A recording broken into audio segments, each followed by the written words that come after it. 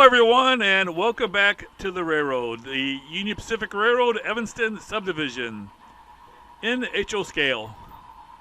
My name is Daryl Cruz, owner and builder of the layout, and your host for episode 39 of season 2024. Would like to update you on the progress that I made this last week, and to be honest with you, it's not that much progress. Had an operating session on Saturday, so spent a bit of time getting ready for that. But I did also get some things done on the railroad, so I want to show that to you. Make sure that you like this video and subscribe. Comments are always welcome. And if you really want to be a good guy, become a member and support the layout. We'd really appreciate that. We have Patrick Mahomes back in the basement. I took him out of storage under the layout and put him up, and he was actually here for the operating session. He didn't run any trains, but he was here and greeted everybody as they came in. And glad to have him back. We're 6-0, and we're going to destroy the Raiders today, I hope.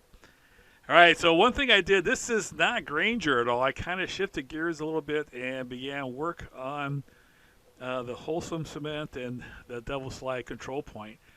And what I'm doing here, we're having an operating session coming up, and what I've been kind of planning on doing for a while now is adding a switching lead here. I didn't originally plan this, but after operating a number of times, we kind of all agreed that it would be nice to have a switcher here to actually work on getting the cars loaded at the wholesome cement, and also then get the car movements done by someone operating the switcher here at the plant and having it done that way rather than the local train doing all the switching. So I think that was a little bit more prototypical from what I've heard from people online and from actual engineers and stuff. So one of the things I had to do first is to put this little piece of wood here to extend the roadbed a little bit to support the switch lead. Now, there's not a lot of room there, but I was able to fit it in. Now, while that was kind of drying as I glued that plywood together, I switched gears a little bit and began working on this crossing. Did put the this is a Walther's kit, Walther's crossing kit. I kind of pared it down quite a bit. If you look at the one over by the Evanston yard, this one is not nearly as wide. And here's a picture of the prototype. You can see this is the right size. I measured it and everything. So basically it's just four 8-foot sections of concrete. And then I went ahead and put the, I mixed up the ballast and put it in there to represent the road going across. This is Granger, Wyoming. And the town itself is off the layout to the south of the tracks. And this is basically what it looks like to the north of the tracks. So I think it does a pretty good job of representing. If you notice, I also extended the gravel area all the way down here. There's just these like tractor trailers just sitting out in this area. Here's what the actual crossing looks like. Here you can see the 4 sections of 8-foot concrete. It's about half the size or the length of the one in near Evanston. This is kind of what it looks like, though. There are some buildings, some industrial buildings to the north of the tracks. Now this Quonset hut is on the south side of the tracks, as well as some of the maintenance away equipment there. And I decided that I am going to include that on the north side, just make it look a little bit more interesting. So it was not just all this nothingness. There are some trees there, as you can see. There's a tractor trailer out there just sitting there. So I included that on the layout. But this is pretty much, I'm probably going to add some more gravel and down in that way to match up with the backdrop. And you can see I will have some maintenance way equipment here. So that should look pretty cool. And then, of course, the crossing right there. And there's the Pocatello sub coming off of the Evanston sub main line with all the appropriate signaling and so forth. So that worked out pretty good. That's all I did on that, the Granger area. Now here's the turnout that I put in. I did build one more fast tracks turnout. Thought I was done building the turnouts, but I did do one more number 8 right-hand switch here and fit it in there for what was just a straight section there from before. But got it in, and I also installed a tortoise motor. Now here's the Wholesome Cement facility. Now I have to finish all the buildings. There probably will be some more buildings and so forth, but there will be a loader there. Now I'm pulling it pretty fast through there right now, but we're probably going to have it where that's a stop for each car. So the that track can hold about 7 cement hoppers.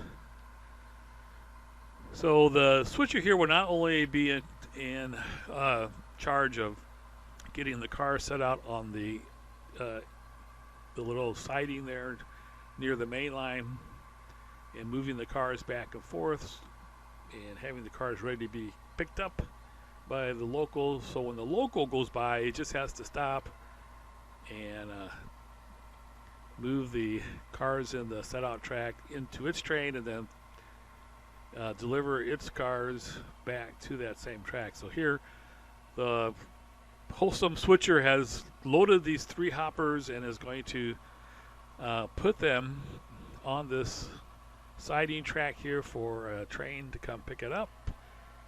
And then the cars that are there right now are from a previous train, and they're all empties, and so we'll need to move those cars back to Wholesome Cement. We're going to be doing a little bit of operating here. I did install the turnout motors for this turnout, and then it throws together with the turnout that comes off of the main line. Now with this, these 3 cars, there's plenty of room on this lead. Now before we had this lead here, the switcher would have to call the dispatcher and request that turnout to be thrown on the main line, and then the switcher would have to go on to the main line in order to pull the cars far enough to get the cars to go from the spur lead to the siding there. All right, so I had the 3 that I brought from Wholesome Cement, and then 5 that were dropped off by a train. So this siding, the switcher lead there, it's long enough to hold the switcher and 7 cars. So in this situation we actually have 8, so I can't pull it far enough. You can see I'm not quite past the switch points, so I'm got 1 too many cars here, and the switcher can, whoever's doing this job has a couple of choices of what he wants to do. One, he can call the dispatcher and actually go onto the main line and pull all the cars through. But I think probably a quicker way of doing it and more efficient way of doing it is just doubling up. So I'm leaving 1 of the cars on the siding, and I'm going to make 2 moves to get these cars from the siding to the spur track. So now with 7 cars and the switcher, I can pull clear of the switch points there, and now I can back them onto the spur. Now I can't go any further with that track because the wall is right there, unless I wanted to actually cut into the wall. Don't think it'd be worth it. It would probably Might be able to do it, but it wouldn't look good. All right, so here we're pushing 4 of the 5 cars onto the spur track. This switcher is an Athearn switcher, and it is a I forget what the call numbers are for it. It's number 8, but it's a leasing company. And actually, I did some research on this when I was looking at the available switchers that I might use for it here. And the company that this switcher is from is a leasing company, and it actually is in the Salt Lake City area. So it is an actual leasing company in that area, and they basically have a bunch of small switchers that they lease out to different railroads. So it actually fits for this area. It's very plausible that Wholesome Cement would lease this switcher to do the switching. Now, when I have actually been at Wholesome Cement, I did not see a switcher there. And I've been there twice now, and both times I did not see a switcher, so I'm not sure what they do exactly. They could possibly have one of those track mobiles, and I think Bachman makes one of those, but I don't think it pulls any more than like 3 cars, and this is kind of a grade going from Wholesome Cement up to this siding area, so I don't think that one would work. I think they might just use, sometimes I've seen different places just use a John Deere tractor of some sort with a bucket, and then they use that to push the cars around.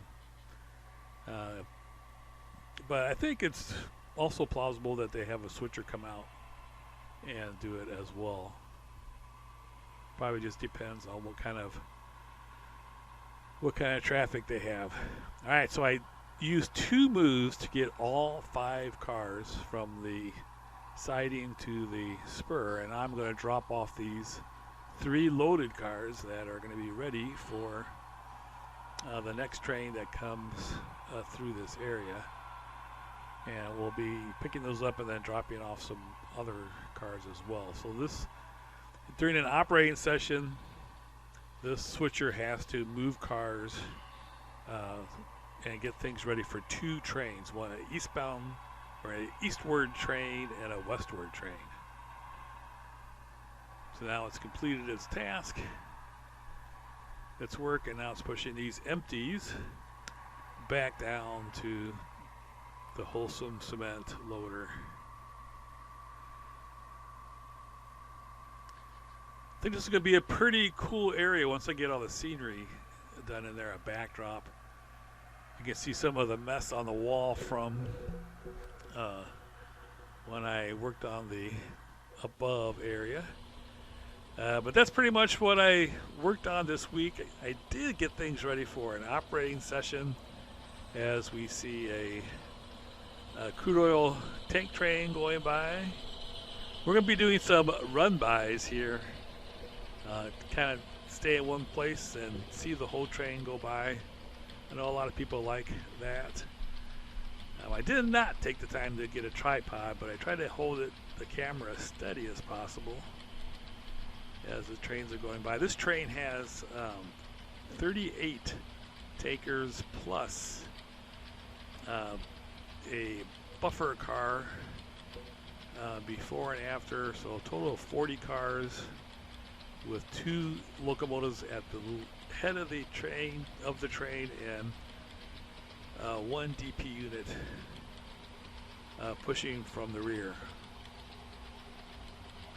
This train's going about 25 scale miles per hour.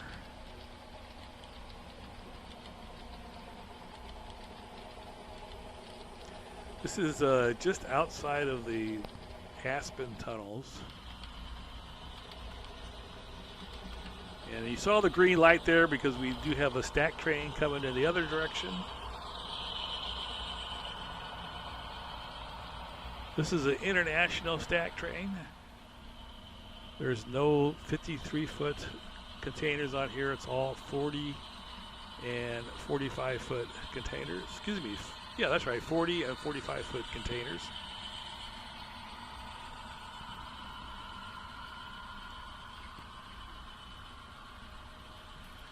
So once I get all the scenery done, the basic scenery, then one of the next jobs is going to be to weather all these cars. That's going to be a huge difference in the look of the railroad. Definitely make it look much more realistic with some weathered equipment going by, locomotives as well as regular rolling stock. I only have about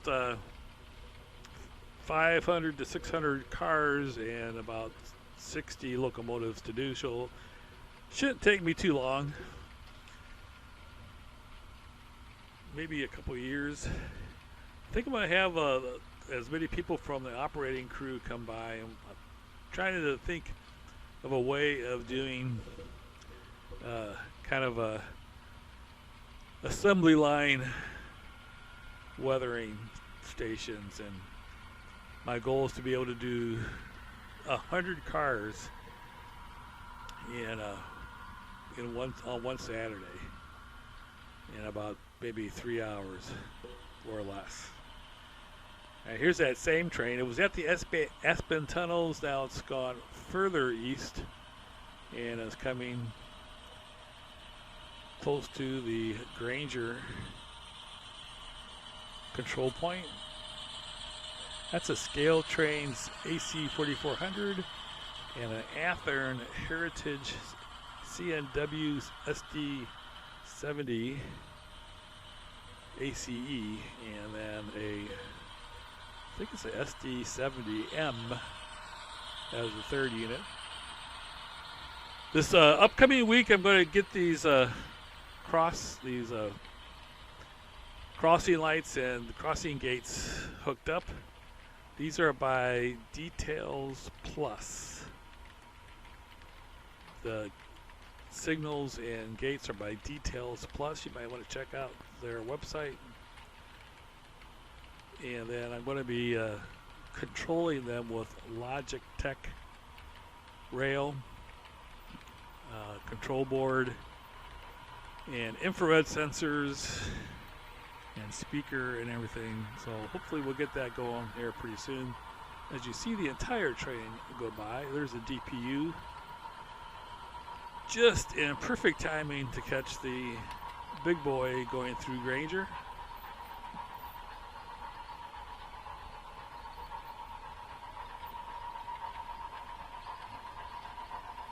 I'm going to have 3 crossing gates total on the layout.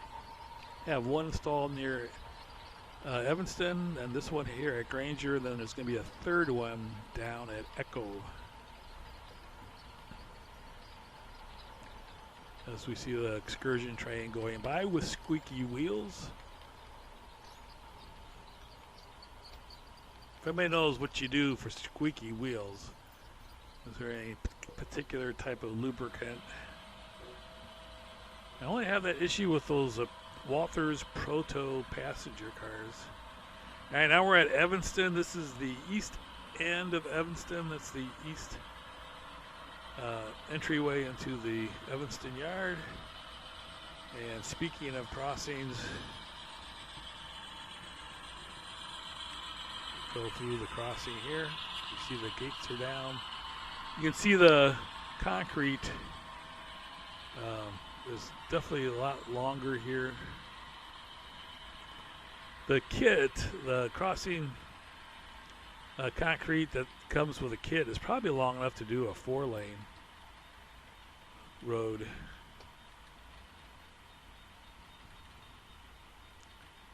But this is just for a 2-lane at this time. You can hear the bell ringing. These signals and crossing gates are by Tomar. '99 version or somewhere around there, maybe 2005 or whatever. But they are definitely about 20 years old. Got them from a garage sale, but they work real nice.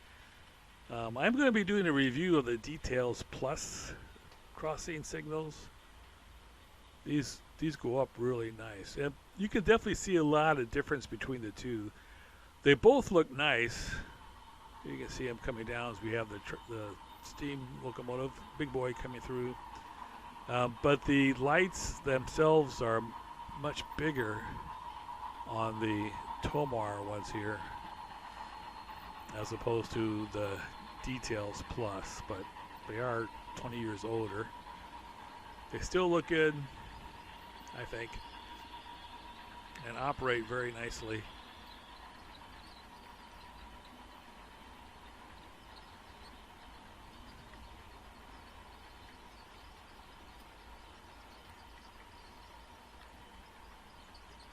Plan to have a second excursion train at some point in time with my Athearn FEF 844 locomotive.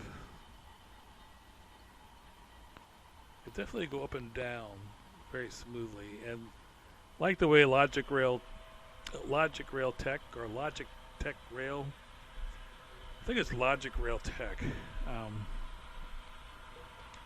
does a good job of controlling them. So you have to imagine next week, hopefully, when a train comes through here, those lights will be lit, bell will be ringing, and the gates will be down.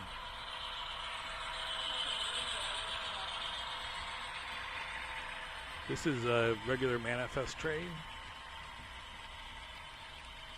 You're going to have to imagine all these cars, whether to locomotives and cars, that's definitely going to look a lot nicer.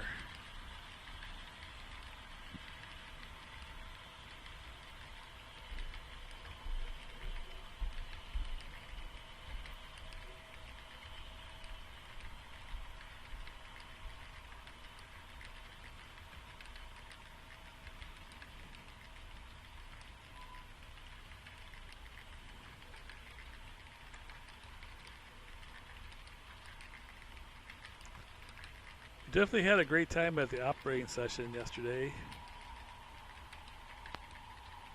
Had a new dispatcher that did a great job.